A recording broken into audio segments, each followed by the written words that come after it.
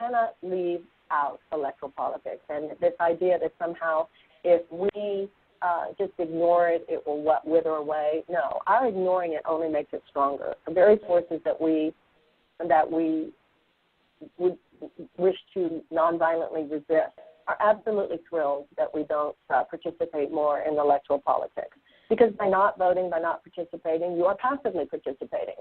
And I believe that at a certain point there's an awakening of our social and political responsibilities that comes with knowing that. You can't be selectively conscious.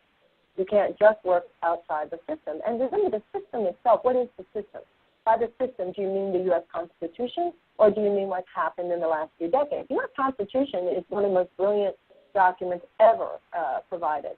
The issue is how there have been times in our history, and there are times today, when the actual behavior of the U.S. government, behavior of American civilization, is at odds with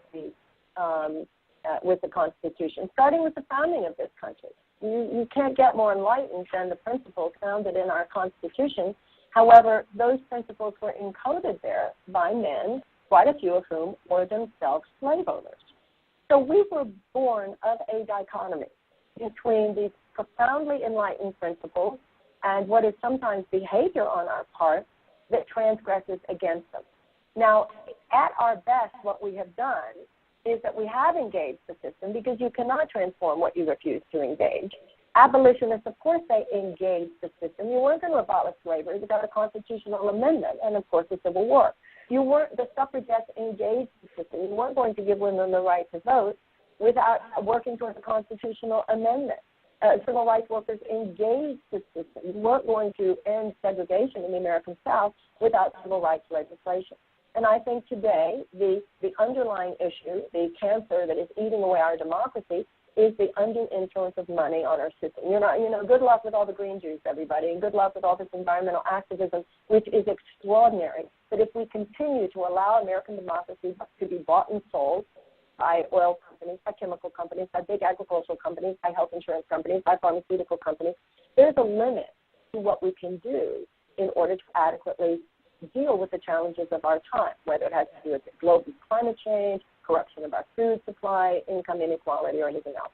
So I think that there's tremendous social and political potential here in those of us who are interested in this kind of larger sustainability movement, particularly the sustainability movement married to the spiritual activism.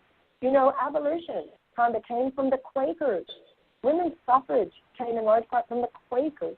The civil rights movement came from a preacher. Dr. King was a preacher from Atlanta and the Southern Christian Leadership Council. So the spiritual communities have not only never been separate from the larger narrative of improvement and course correction in American history, spiritual communities have, in fact, been the foundation, the cornerstone of every great social justice movement in our country's history, and that's what I think is happening now. We, who hold deeply to the vertical axis, are about to do what we have always done throughout history at our best, and that is to have a real influence on the horizontal axis of the mortal world. And I think we're pregnant with that now.